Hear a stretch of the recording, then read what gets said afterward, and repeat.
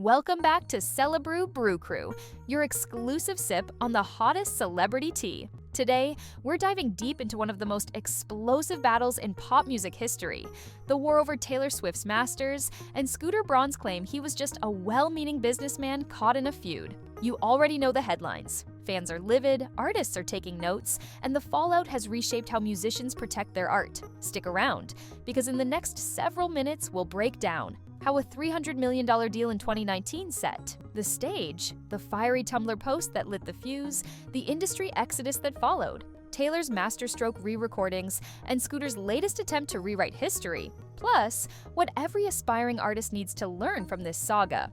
Brew Crew, smash that like button if you believe musicians deserve ownership of their own work. Let's get into it. Taylor Swift is now in control of her past work.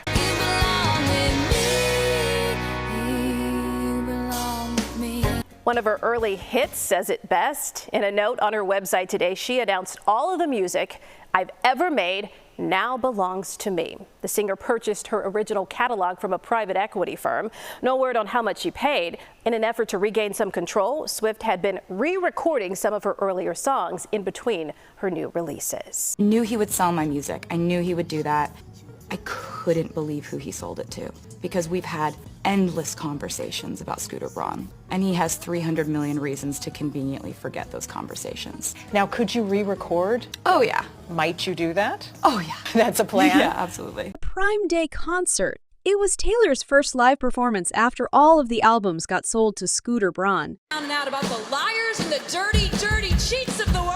She needed cold hard proof, so I gave her some. She had the envelope, where you think she got it from? Now she gets the house, gets the kids, gets the... Scooter Braun confessed he expected Taylor Swift to work with him after he bought her masters with Big Machine Records. On the diary of a CEO, Scooter spilled that when he bought Big Machine, including Taylor's first 6 albums, he really thought she'd be cool with him owning her life's work. Despite managing Kanye West and Justin Bieber, 2 people at the heart of Taylor's most public takedowns, he thought she'd see his character and just vibe with it. But Swifties know the full story. The sale went public, Taylor dropped that iconic Tumblr post and dubbed it her worst case scenario, saying she'd been manipulated, bullied and stripped of her work. Scooter claims that the hate he got wasn't deserved, saying Taylor didn't really know him, but fans aren't buying it, because he allegedly tried to sell her the masters, but only if she signed an NDA to never speak badly about him again.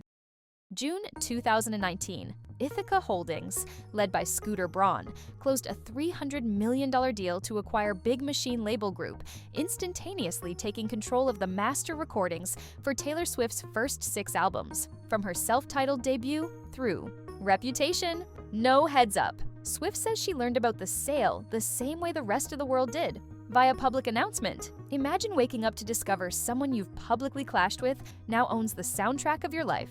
Contractual. Trap. By signing her first record deal at age 15, she relinquished ownership of those masters. Even after a decade of record-breaking tours and platinum hits, the contract terms meant Big Machine, and now Scooter, held the keys while she created the art. High retention hook. Ask yourself, if you poured your heart into songs that became part of pop culture folklore, how would you feel knowing you had zero say when someone else cashed in on your creativity? That question set the stage for a backlash that would echo through every corner of the music industry. Bullying me on social media? Swift's Tumblr post accused Braun of manipulative bullying, referencing orchestrated social media jabs by Kanye West and Justin Bieber that struck when she was at her lowest. A life's work stripped away. She described giving up her masters as one of the most excruciating choices of her career, leaving behind songs written in her bedroom and videos financed with gig earnings. Scathing call to arms. Taylor urged fans to let Big Machine and Braun know how they felt, framing this fight as about artist rights and the exploitation of creative labor. Defections begin. In the aftermath, big-name artists started distancing themselves. Demi Lovato left in 2020, ARIANA Grande in 2021, and even Justin Bieber severed ties. Signals of a reputation in free fall. Gaslighting, accusations, fans accused. Scooter of rewriting history when he claimed he thought he and Taylor would be friends after the acquisition, ignoring years of publicly documented tensions. Blocked performances. Swift was reportedly barred from performing her old hits at the American Music Awards unless she agreed not to re-record, another leverage play that fueled fan fury. When fans see their favorite artists bullied, do they rally Or does it push the industry to reform? Taylor's reply was nothing short of legendary. Taylor's version launches. Beginning in 2021, Swift released re-recorded editions of her first 2 albums, reclaiming ownership and charting at #1, a historic feat that proved artist-led initiatives can outshine legacy contracts. Industry shift. The success of her re-recordings sent shockwaves through record labels, prompting contract renegotiations and sparking broader discussions on master ownership for emerging artists, financial powerhouse, revenues from the Eras Tour, and streaming.